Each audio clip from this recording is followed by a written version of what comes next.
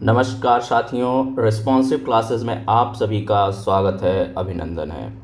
तो साथियों, आज के टॉपिक में हम PCS, RO ARO, LDA, CDS, IAS, BPSC, state PCS, इन सभी परीक्षाओं में फिजिक्स यानी कि भौतिक विज्ञान, जो कि आपका जनरल साइंस का टॉपिक है, सामान्य विज्ञान के अंतर्गत आता है।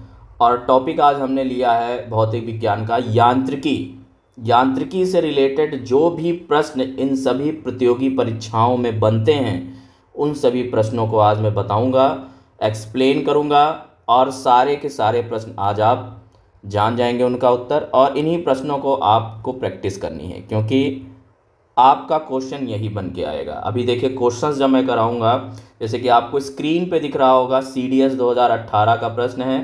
इधर देखिए, एलडीए, प्री, आईएएस, सीडीएस, और जैसे हम इसमें जाएंगे आरओईआरओ, ठीक है। तो आरओईआरओ जो कि आपकी परीक्षा लगी हुई है, SSC MTS, CGL, SSC tax, SSC CPO, जितनी भी परीक्षाओं में पूछा जाता है, सब प्रश्नों को आज मैं यहाँ पे चर्चा करूँगा। और ये प्रश्न पूरे 70 से 80 प्रश्न हैं इस टॉपिक के।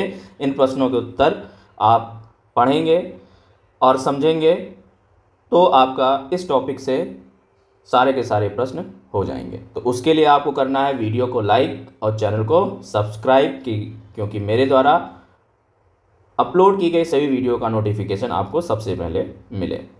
तो चलिए स्टार्ट करते हैं। हमारा पहला प्रश्न है, दो व्यक्ति नगण्य द्रव्यमान की एक रस्सी को क्षैतिज रूप से पकड़े हुए हैं। यानी पे यहाँ पे रस्सी का कोई वेट नहीं लिया गया है। ऐसे मान लें कि एक व्यक्ति, यहाँ पे कुछ है, सपोज करते हैं कि एक व्यक्ति है, इस तरह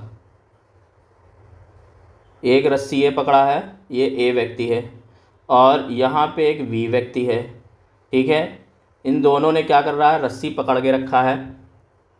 यहाँ पे दूसरा व्यक्ति है, ऐसे मान लो, ठीक है। और दो नगण्य द्रव्यमान, इस रस्सी का जो द्रव्यमान है वो नगण्य है। 20 किलोग्राम का द्रव्यमान रस्सी के मध्य, इसका ये सी पॉइंट है, मध्य बिंदु है। इस मध्य बिंदु पे कोई 20 केजी का ये वेट लगा दिया गया, 20 केजी का वेट लगाया गया है, जिसके परिणाम रस्सी, मतलब अब रस्सी सीधी नहीं होगी, अब रस्सी क्या हो जाएगी, हल्की विचलित हो जा रही है, हल्की क्या हो गई है, मुड़ गई है।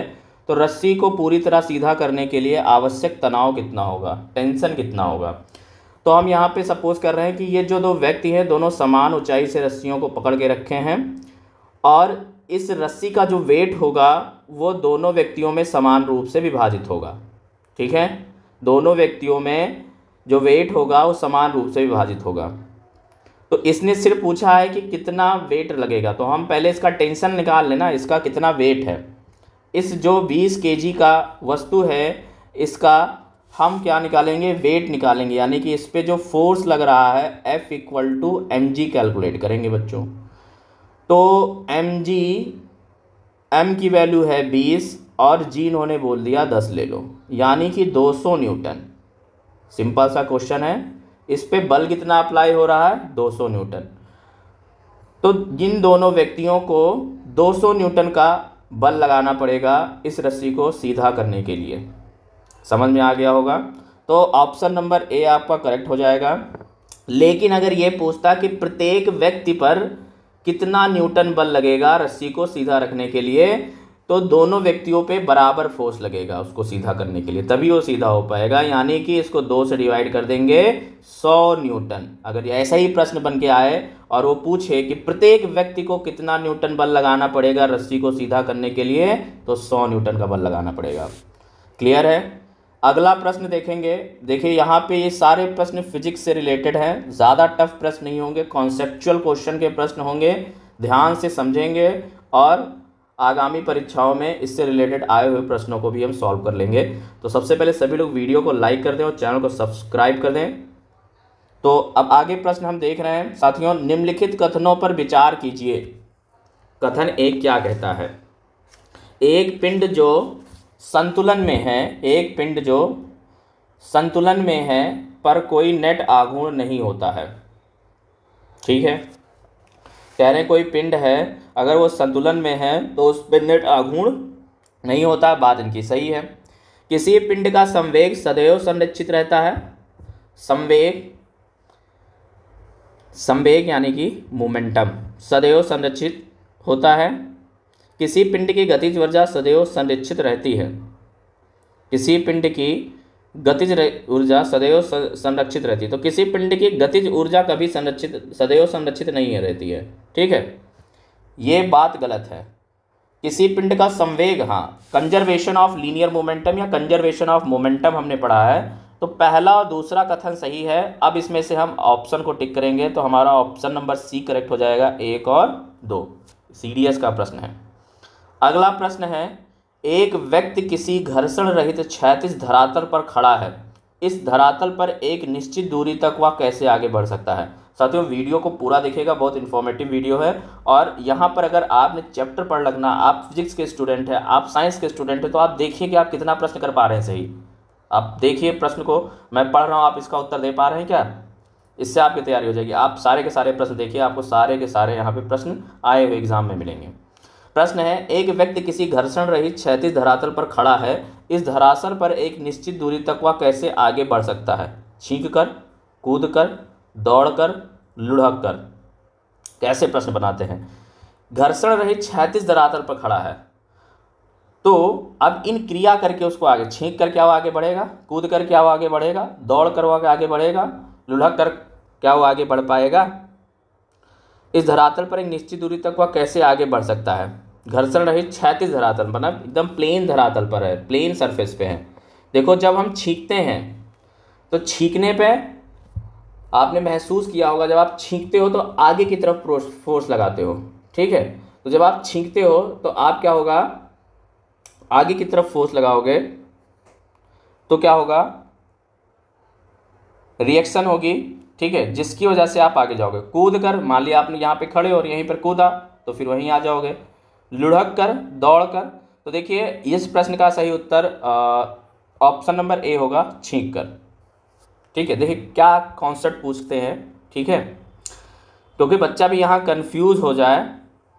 घर्षण रहित क्षैतिज धरातल की बात कर रहे हैं, तो कोई चीज़ अगर घर्षण है ही नहीं तो क्या वो चीज़ लुढ़क सकती है? लुढ़केगी है ही नहीं, वो तो फिसलती चली जाएगी, दौड़ पाएगा नहीं इंसान। तो देखिए यहाँ पे क्रॉस वाले नियम से आप लगाइए, ऑप्शंस को क्रॉस कर दीजिए। क्या कूद पाएगा वो? घर्षण रहित है, नहीं। तो ये तीनों ही ऑप्शन आपके क्या हो गए, गलत हो गए। ऑप्शन नंबर ए करेक्ट हो जाएगा यहाँ पे। फिर घर्षण रहित का बात यहाँ पे कही गई है, फ्रिक्शनलेस की बात कही गई है, तो ये सारी क्रियाएं हो नहीं पाएंगी फ्रिक्शनलेस अगर चीज़ है। यानी किसी चीज़ का अगर फ्रिक्शन 0 कर दिया जाए तो ये तीनों क्रियाएं नहीं हो पाएगी। Option number A he correct होगा इसका, ये लॉजिक है इसका। क्वेश्चन नंबर 7वां है, निम्नलिखित में से किसका संहित केंद्र यानी कि ये सेंटर ऑफ मास की बात कर रहा है, वस्तु के बाहर होता है। अब बताइए, ऑप्शन आप सोच रहे हो, कमेंट करिए। क्या फाउंटेन पेन है, क्रिकेट की गेंद है, पुस्तक है, रिंग। देखिए, पुस्तक तो ऐसा होता है, रेक्टेंगुलर होता है। रेक्टेंगुलर लैमिना का जो सेंटर ऑफ केंट, इसके डायगोनल जहाँ कट करेंगे वहाँ मिल जाएगा। क्रिकेट की गेंद का भी अंदर ही होगा, फाउंटेन पेन का भी अंदर होगा, उसके बीच में होगा, क्योंकि फाउंटेन पेन एक रॉड जैसी होगी तो उसके बीच में होगा। रिंग वलय का क्या होता है, वस्तु से बाहर होता है, सेंटर पे होगा ना। ऑप्शन नंबर सी करेक्ट हो जाएगा। बहुत बढ़िया प्रश्न है, लॉजिकल प्रश्न है यहाँ पे सारे। इन प्रश्नों के उत्तर आपको जानना है। तो साथियों, अगला प्रश्न यहाँ पे हम देखने वाले हैं। हमारा अगला प्रश्न है, अच्छा, वीडियो अगर किसी को स्लो लग रही हो तो वीडियो की स्पीड आप लोग तेज़ कर लीजिए और आराम से सारे प्रश्नों को सॉल्व करते जाइए और उत्तर को जानते जाइए। फिर अगला है, दो समान द्रव्यमान की वस्तुओं की गतिज ऊर्जाओं का अनुपात, यानी कि E1/E2, दो की गतिज ऊर्जा का अनुपात 4:9 है। और गतिज ऊर्जा का फॉर्मूला क्या होता है, 12mv1²। भाई यहाँ पे समान द्रव्यमान है तो m हम दोनों पे क्या कर देंगे, सेम कर देंगे, 12mv2²/4/9। तो ये पूरा कैंसिल हो गया। यहाँ पे क्या हो जाएगा साथियों, v1/v2, इधर स्क्वायर था, इधर हमने रूट में बोल दिया 4/9, यानी 2/3।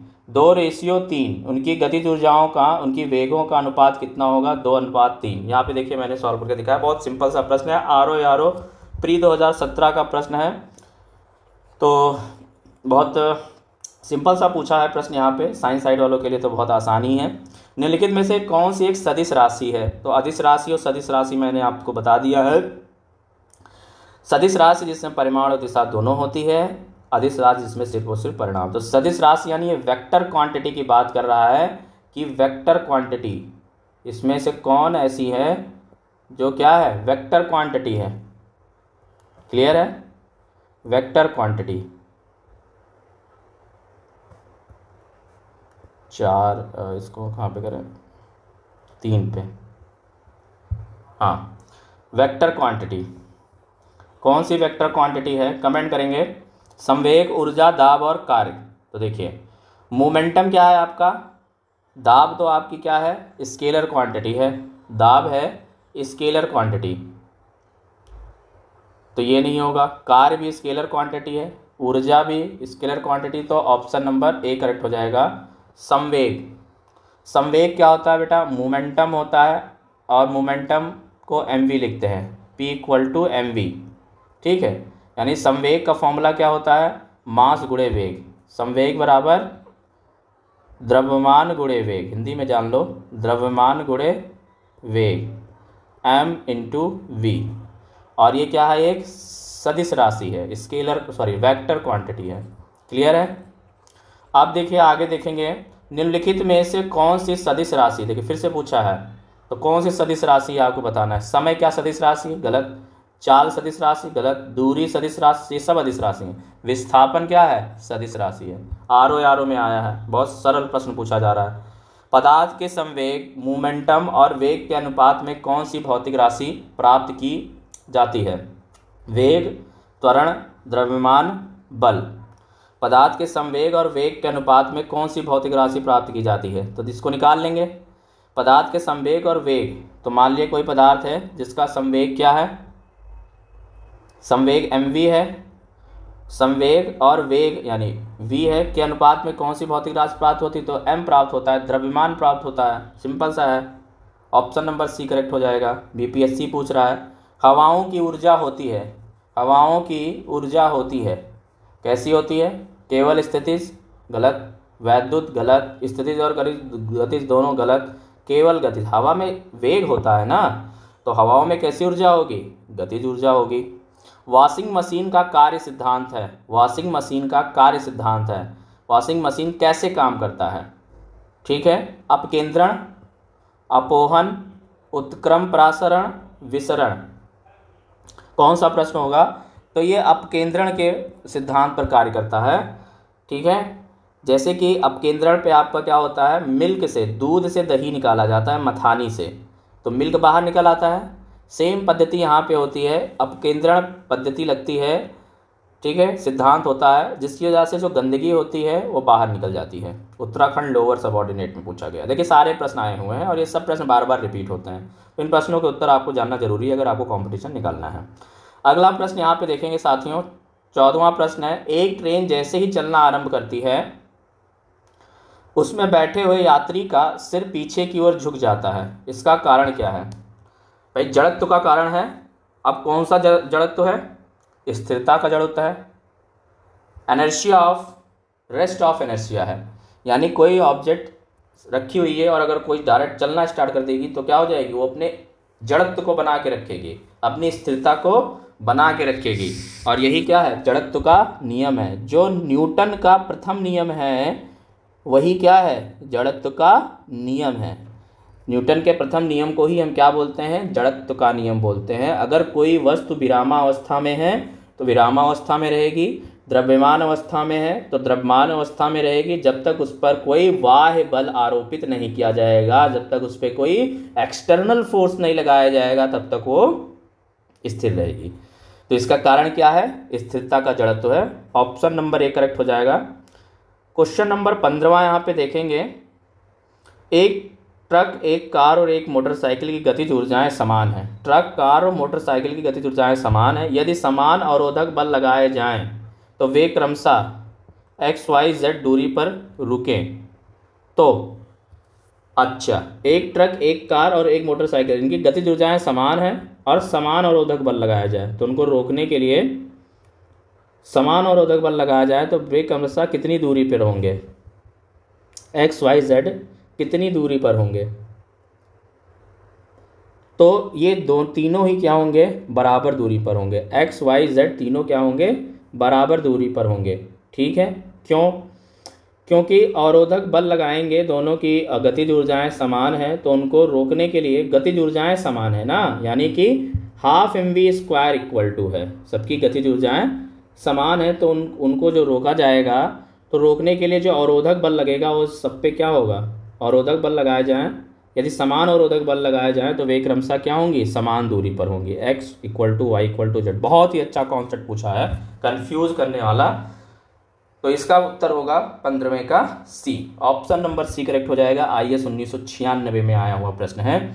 फिर 16वां क्वेश्चन है साथियों, तेल से अंशतः भरा हुआ तेल एक टैंकर समतल सड़क पर आगे की ओर एक समान त्वरण से जा रहा है, तेल का मुक्त पृष्ठ है। तेल से अंशतः भरा हुआ तेल का एक टैंकर समतल सड़क पर आगे की ओर समान त्वरण से जा रहा है, तो उसका मुक्त पृष्ठ कैसा होगा?